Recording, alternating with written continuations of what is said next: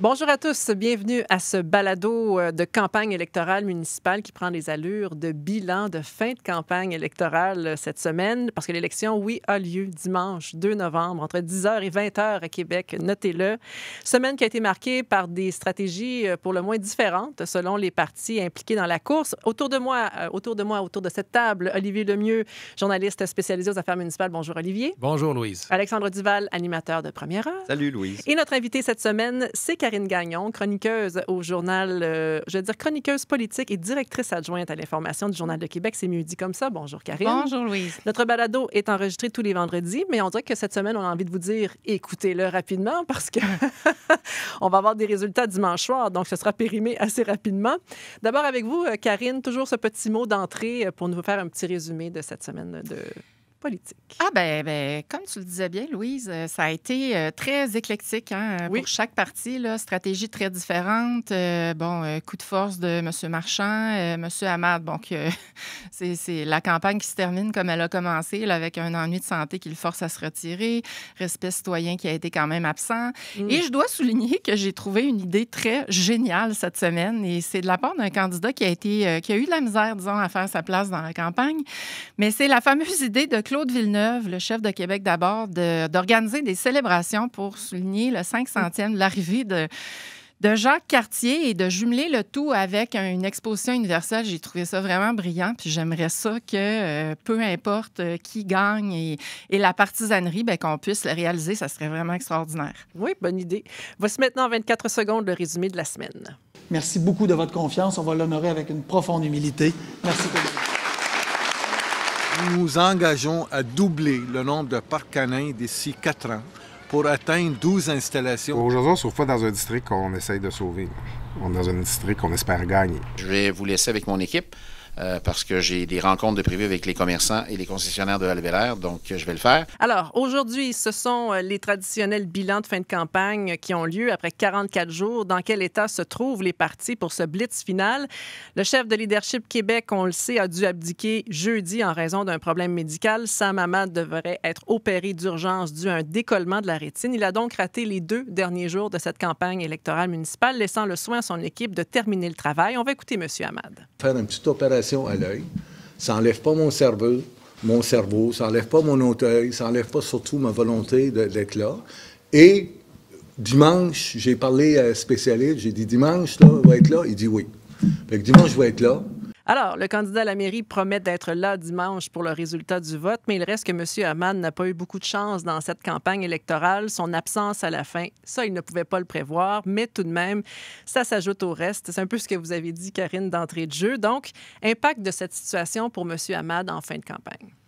Bien, c'est catastrophique dans la mesure où j'ai l'impression de répéter catastrophique dans son cas depuis le début de la campagne. Là, ça en est quasiment triste pour lui, mais parce qu'il était dans une course quand même assez serrée là, on pense pour la 2e place, et c'est dans ce sens-là que tous les sondages mènent Respect citoyen et le Parti Leadership Québec de M. Hamad. Alors, il avait besoin de chaque minute, je crois, là, et là, le fait qu'il ne soit pas là pour le dernier droit, c'est vraiment pas une bonne nouvelle, évidemment, mais bon, c'est un ennui de santé, là, alors que voulez-vous, c'est difficile pour lui, mais c'est aussi le fait que sa campagne a commencé pas très rapidement. Hein. Ça a été long avant qu'il présente les projets, son programme. Il était dans son cadre financier, là, hier. Oui. Tu sais, il y avait des morceaux, il y avait pas grand-chose de nouveau pour nous, là, qui suivons ça, mais quand même, le cadre financier à la toute dernière minute. Alors, il va y avoir manqué de temps, là, c'est sûr.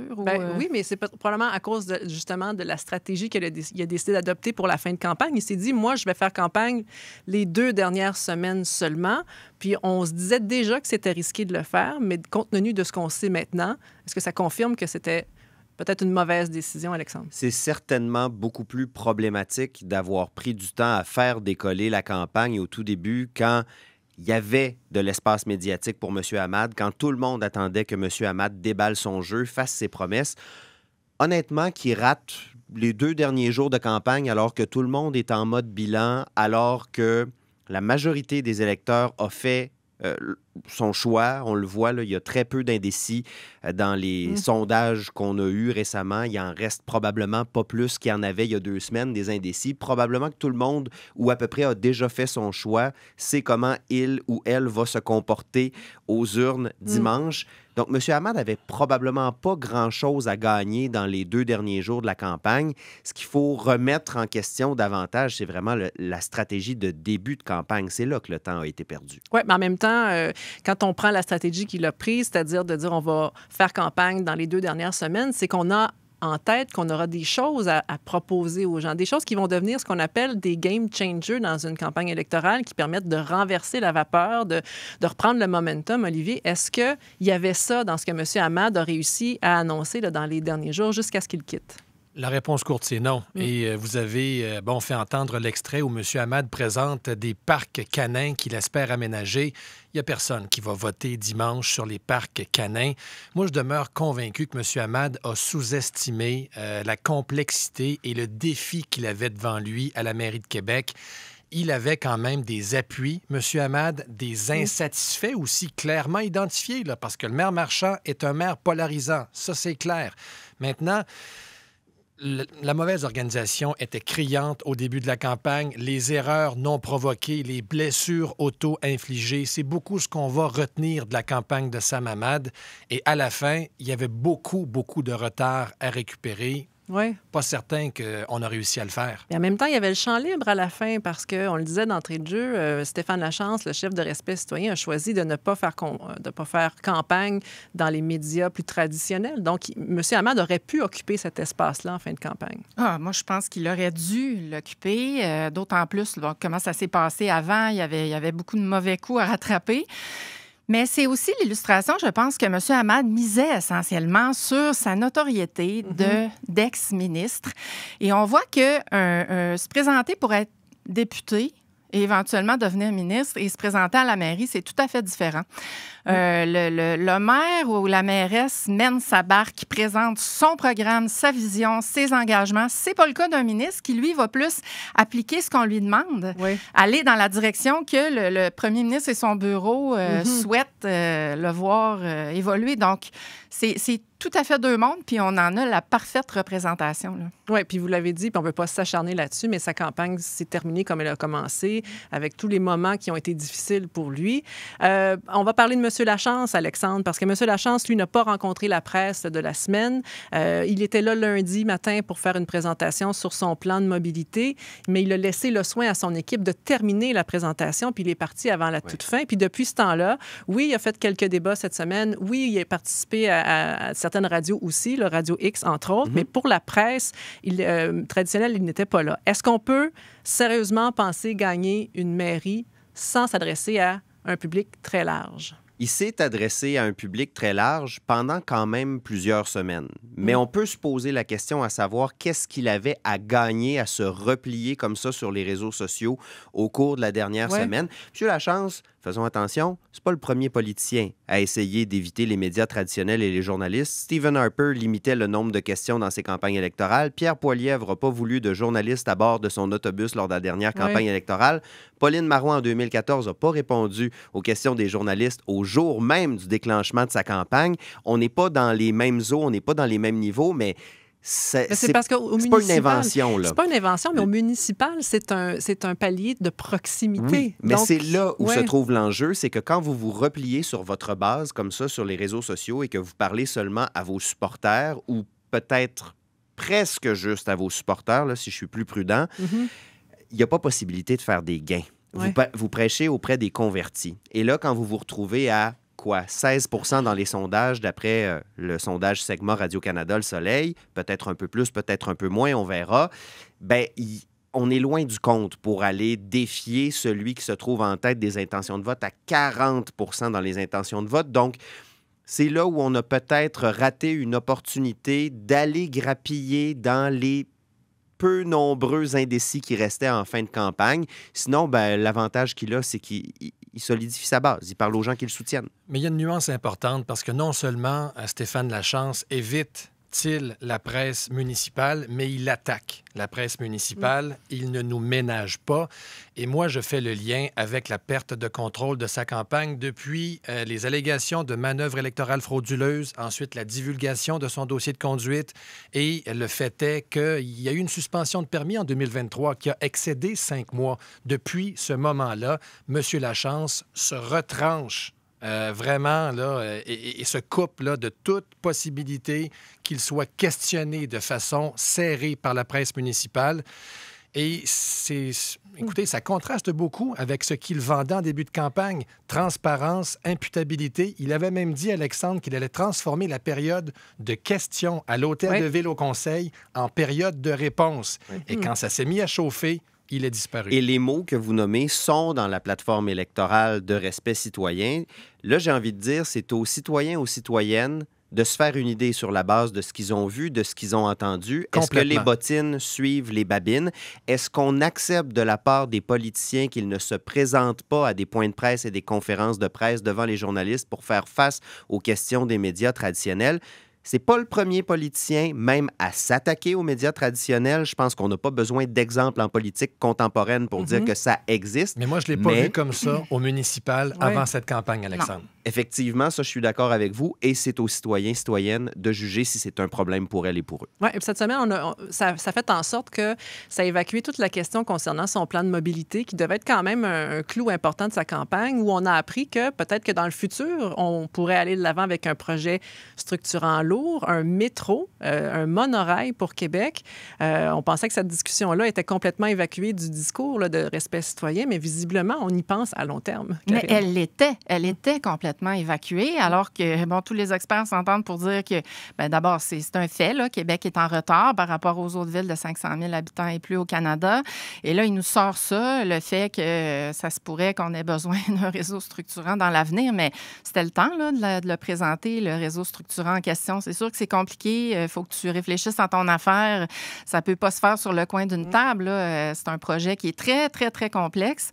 Et puis là, il arrive, puis il nous lance ça, alors que, visiblement, il n'a pas réfléchi à ça. Mais moi, une vague de populisme comme ça, parce que dans le populisme, il y a de s'en prendre aux médias. J'avais jamais vu ça dans une campagne électorale à Québec. Là, c'est une première. Ouais. Et c'est d'autant plus spécial que M. Lachance, je l'écoutais encore hier soir sur les réseaux sociaux, il dit que il critique beaucoup les médias, vraiment, là, de manière très méprisante. Et le plus ironique dans tout ça, c'est que c'est un pur produit des médias traditionnels. Là, la radio, M. Lachance, il est né à Radio X, en fait. Tu peux pas avoir plus médias traditionnels que ça. Donc, c'est quand même spécial là, qui crache sur les médias.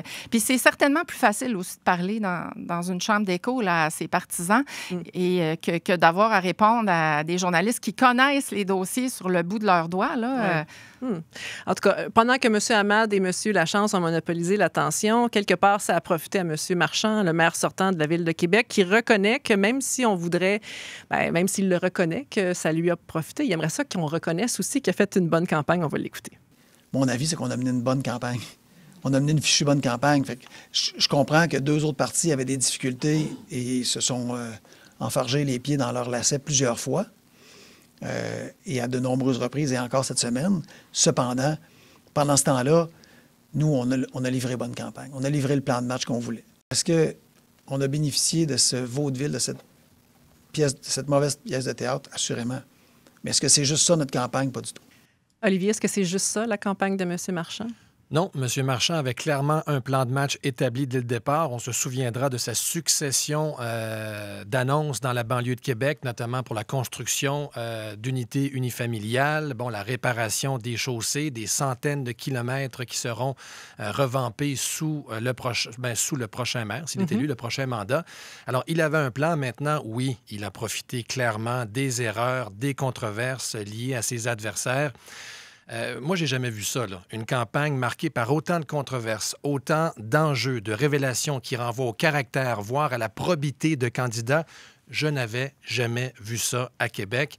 Et je suis d'accord avec Alexandre. Ultimement, les gens en savent assez à ce point-ci, là. Oui. C'est à chaque électeur, électrice de décider si la crédibilité des candidats doit peser et qui est le mieux habilité à gérer la deuxième ville en importance de Québec. Les faits sont sur la table à ce point-ci. Oui, donc si ça a profité à M. Marchand dans les circonstances, visiblement, ça n'a pas autant profité à Claude Villeneuve et à Jackie Smith, là. Non. Et puis, M. Villeneuve, ce qui va peut-être le sauver en fin de campagne, c'est l'enjeu de l'incinérateur. C'est-à-dire que le maire Marchand, en faisant sa proposition, déménager l'incinérateur à 1 kilomètre et des poussières de son emplacement actuel, a donné une ligne d'attaque à Claude Villeneuve, que Claude Villeneuve a probablement vu comme une bouée de sauvetage en fin de campagne. Je saute là-dessus, puis là, j'ai un enjeu qui concerne mon monde aussi dans Mézeray. Claude Villeneuve peut garder son siège de conseiller municipal. Ce ne sera pas facile, mais c'est tout à fait possible. Puis là, il a eu un enjeu local pour pouvoir faire ça.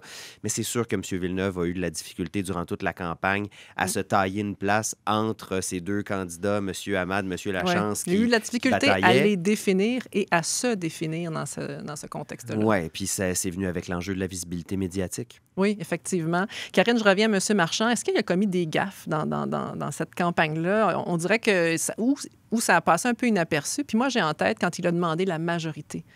On a senti que c'était peut-être un peu malhabile de sa part dans l'explication. Pourquoi on devait avoir une majorité à l'Hôtel de Ville de Québec en votant du bon bord? Oui, bien, il fallait qu'il fasse attention, là. Ouais. C'est vrai qu'il marchait un peu sur un fil de fer, là. Puis j'ai trouvé aussi que dans la dernière semaine, là, il était pas mal exalté là, sur les réseaux sociaux. Je ne sais pas si vous avez vu passer les petites vidéos, tout ça. Je me disais, un instant, là, un peu de sérieux. Là. Mais ceci dit, il a eu une campagne de rêve, M. Marchand. Là. Il n'aurait pas pu souhaiter une campagne aussi facile. Et comme dit Olivier, je suis très d'accord, il était très prêt. Il ne s'est pas assis sur ses lauriers non plus. Il ne devait pas le faire. Alors, il a eu la bonne stratégie dans les circonstances. Mais je vous rappelle qu'au début de l'été, dans notre sondage, il était talonné là, par M. Hamad. Donc, il a été... Il a eu chaud, je pense, pendant statistiquement à absolument, égalité, là, Karine. Et oui, tout à fait. Et je vous rappelle encore une fois que M. Marchand...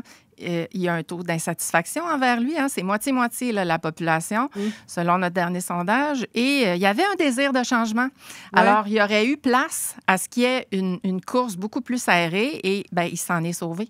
J'ajouterais peut-être juste un truc sur dimanche, le jour des élections. Il ne faut pas sous-estimer l'importance des machines des partis politiques pour faire sortir le vote. Et là-dessus, factuellement parlant, Québec fort et fier est largement en avance sur ses adversaires parce qu'ils vont pouvoir compter sur 300 quelques bénévoles ce jour-là pour faire des appels téléphoniques, faire du porte-à-porte, faire du transport des électeurs vers les bureaux de vote. Ils ont une plateforme informatique pour gérer les données des électeurs électrices que tous les partis politiques de Québec n'ont pas. Si on compare, là... Transition Québec, environ une centaine de bénévoles pour gérer les appels, les transports, etc. Même travail, Même chose chez Respect citoyen. Je n'ai pas été capable d'obtenir les données pour Leadership Québec, le parti de Sam Hamad. Je n'ai pas eu réponse à mes questions. Tout ça pour dire la machine du maire est mieux huilée que celle de ses adversaires. Et ça peut être une épine dans le pied de Sam Hamad, de Respect citoyen avec Stéphane Lachance. Comment vont-ils parvenir à s'assurer que leurs supporters votent dimanche? Juste avant qu'on passe à la soirée électorale, parce qu'évidemment, il y a beaucoup de choses à dire, est-ce qu'on s'entend que la question de l'urne qui avait été proposée par M. Hamad, c'est-à-dire de la question sur le tramway ou pas de tramway, visiblement, on est ailleurs. Là. Vous l'avez un peu évoqué tantôt en disant que ça va être plutôt la personnalité, la crédibilité, la probité des candidats qui sont dans la course, là, Olivier, qui risque d'être probablement plus la question de l'urne cette fois-ci. Moi, c'est l'impression que j'ai parce qu'on ne peut pas ignorer que cette campagne-là a été marquée par quantité d'histoires périphériques. Là. Et ça a qui a collé. Détourné notre regard, finalement. Absolument. Et je sais qu'il y a des gens qui reprochent aux médias d'avoir porté le regard là-dessus au détriment des plateformes, mais il y avait des choses impossibles à ignorer et ça a collé à la campagne de M. Hamad, à celle de M. Lachance, tout particulièrement. Donc oui, moi, je pense que c'est ce qui va rester à la fin. Et on va parler de la soirée électorale parce que le temps file. 16,6 % des électeurs sont allés voter par anticipation dimanche dernier. C'est un record absolu à Québec. C'est difficile quand même de savoir ce qui s'est passé. Est-ce que c'est des gens qui y allaient pour le changement ou c'est un transfert de gens qui seraient allés le 2 novembre mais qui sont allés la semaine dernière? j'ai pas envie de vous demander ce que vous en pensez parce qu'on n'a pas le temps, mais j'ai envie de parler de cette soirée électorale. Qu'est-ce que vous voyez dans votre boule de cristal pour cette soirée électorale-là et sur la suite des choses? Karine. Quant aux résultats, oui, majorité, moi, je pense minorité, que ça va être... oui, moi, je pense que M. Marchand aurait peut-être pas dû s'en vanter, mais effectivement, je crois vraiment qu'on se dirige vers une majorité pour notamment la raison qu'Alexandre a citée, c'est-à-dire que la machine du maire va certainement être la plus efficace là, pour faire sortir le vote. Ils le savent très bien. Les gens il faut qu'ils se rappellent aussi que des sondages, c'est une photo du moment, mais ça reste que le véritable choix, il se fait le jour de l'élection. À Québec, les gens, ça a baissé là, au cours des dernières élections, mais votent quand même, sont quand même très intéressés par rapport à si on compare à Montréal. Là. Puis je pense que là, cette fois-ci, ça va être ça. Là. Olivier, qu'est-ce que vous surveillez, vous? Plus particulièrement le vote de M. Hamad. Si la tendance se poursuit vers le bas, on pourrait sortir d'une lutte potentielle à 3 dans plusieurs districts. Oui. Et ça peut fausser la donne parce qu'il y a des places où QFF, Québec Fort et Fier, pourrait se faufiler. Là. Oui, mais ils espéraient que le vote de M. Hamad et de M. Lachance reste soutenu jusqu'à la fin, justement pour avoir ces petites... options là, dans certains districts. Mais si Respect citoyen continue à monter, Leadership Québec a baissé, ça change la donne. Oui. Alexandre? Je regarde 2 arrondissements particulièrement, Beauport et les Rivières, parce qu'en 2021, le maire Marchand et Québec Fort et Fier n'avaient remporté aucun district dans les Rivières et dans Beauport. C'était des districts qui étaient allés à Québec 21, qui étaient allés à Équipe Marie-Josée Savard, défunte Équipe Marie-Josée Savard, qui est aujourd'hui le parti de Claude Villeneuve, Québec d'abord. On va avoir une indication assez claire dès les premiers résultats dans ces arrondissements-là, à savoir si Bruno Marchand va avoir une majorité. Évidemment, si tout se passe comme on le voit dans les sondages, il faut toujours rester prudent, mais si c'est ça qui se matérialise comme tendance, la majorité ou la minorité au conseil municipal, elle va se jouer, à mon avis, dans Beauport et dans les Rivières. Ce sera intéressant de surveiller aussi Val-Bélair, qui était une conseillère de Québec 21, en 2021, suivez-moi bien, qui a été transfuge avec Bruno Marchand. Est-ce que Québec Fort et Fier va être capable de garder Val-Bélair, même si, à l'origine, les électeurs de ce district-là n'avaient pas voté pour Québec Fort et Fier? Ça aussi, c'est une question. Oui, puis juste à côté, le Lac-Saint-Charles, Saint-Émile aussi, là où Steve Verrette a été pendant 20 ans. Qui va remporter la mise là-dessus, Karine? On va surveiller très ça. serré, hein, par à peu près 200 voix pour M. Verrette, là, contre Marc Roussin, qui aujourd'hui est avec directeur de campagne de Respect citoyen, effectivement. Ouais. Puis Limoilou, je pense, pour Jackie Smith, qui joue un peu l'avenir du parti, ou en tout cas, pour la suite des choses, ça pourrait se compliquer. Elle est compétitive, ça, c'est certain. Oui, jusqu'à la fin, mais elle aimerait ça ne pas être seule à l'Hôtel de Ville. Elle a trouvé ça difficile au cours des 4 dernières années. C'est ça qui est ça. 24 minutes chrono, c'est ce que ça donne. Mais on va tous pouvoir reprendre cette conversation-là dimanche soir parce qu'à Radio-Canada, il y a une émission spéciale à la radio à partir de 20h. C'est animé par Guillaume Dumas. Vous serez sur le terrain, Olivier. Lundi matin, on reprend ça avec vous, Alexandre. Karine, on va pouvoir vous lire, évidemment, dans le Journal de Québec. Mais oui, ça risque d'être une soirée assez enlevante. Moi, j'ai bien hâte de voir ces résultats-là. Puis on aura la chance d'en discuter la semaine prochaine parce qu'on va être en prolongation avec la campagne en 24 minutes. Merci à tous d'avoir été là avec nous. Bon vote dimanche, entre 10h et 20h dans tous les bureaux de scrutin de la Ville de Québec.